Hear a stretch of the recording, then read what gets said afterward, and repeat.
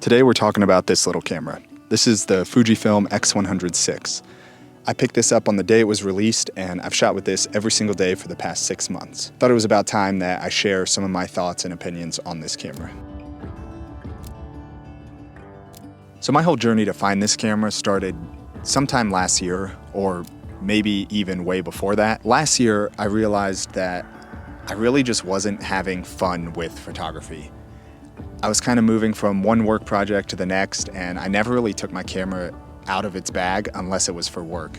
And after I came to that realization, it was kind of a bummer. I remember in my younger years, photography was really everything. I always had my camera. From 2014 to 2019, I lived in my truck and pretty much traveled full time and have thousands and thousands of photos from those years. And then really the last couple years that fell off a ton. And as I look through the libraries from the last couple years, it's really just all client work.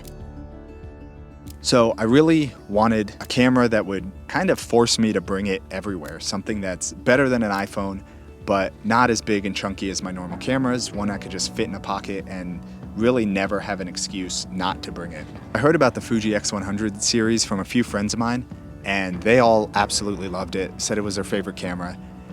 And I decided, okay, this is a camera I want to try out, but unfortunately they are almost impossible to find. I got on a wait list for a Fuji x100vi back in September of last year and waited and waited and waited.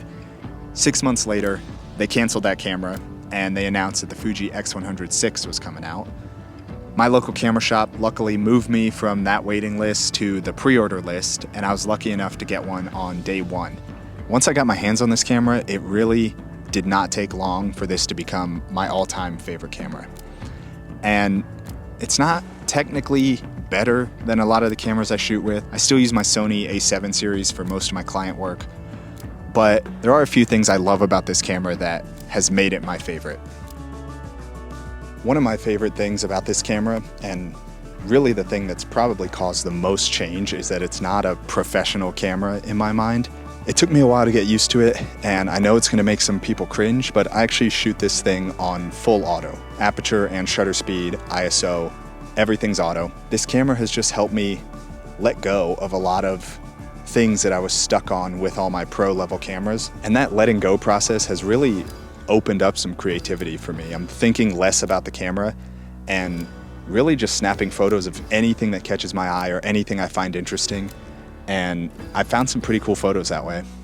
So not everything I shoot with this camera is portfolio worthy. I'd say most of it isn't, but it's really just brought back a lot of that experimentation and fun that I felt early on in my photography career before I built up a style that has almost become kind of restricting. Like I love the way that I shoot my portrait work, but a lot of times if things they don't fit within that style, I just won't shoot them. And this camera has really kind of broken that mindset for me, which has been good. I'm shooting so much more. So in line with shooting a lot more, one of the things I really looked forward to with this camera was the film simulations.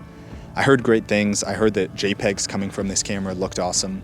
I shoot JPEG plus RAW, so I have all my RAWs archived, but I found that after I built out a couple of film simulations that I really liked, I really only use the JPEGs coming out of this camera. And I have programmed this little button on top to start a transfer. I open up an app, the Fuji app on my phone, and it kicks over those images right to my phone. And that makes it really fun when I'm hanging out with friends. I can take some photos, transfer them right away, and just text those images to friends before I even leave. And there's been a lot of cool interactions being able to take a photo and share it right away that wouldn't have happened if I had to go home and import and maybe touch it up and then eventually email it, or just not, and then it just sits on my computer forever. So in addition to shooting more and enjoying the act of photography again, the camera in itself is kind of a piece of art. All these physical dials and the retro look, it's really just a camera that I'm excited to pick up and play with every day, where over the past 15 years, I haven't really felt that about any other camera. They just kind of all feel the same form factor. Something about this one is just so unique and so fun to shoot with. So if you're browsing YouTube watching Fuji X100 videos, you might be wondering if you should buy this camera. And I think I have a few recommendations there. If you're new to photography and you're wondering if this should be your first camera, I think the answer is no.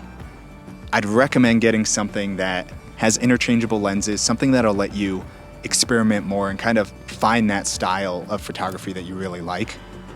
But if you've been shooting a while and you're kind of in the spot I was in where maybe you're burnt out or maybe you're not shooting enough fun stuff or you feel like you should be shooting more, I do think this is a great camera for that. You've probably heard it all over the internet, and I'll say it too. It really made me fall in love with photography again, and I really have no regrets. I do love this camera. I still carry it with me every single day, and I'd buy it again in a heartbeat. I've been thinking of doing a few other videos about this camera. I could talk about some of my favorite accessories or just share some more photos from the camera. If that's something you'd be interested in, leave me a comment below, and I'll see you in the next video. Thanks.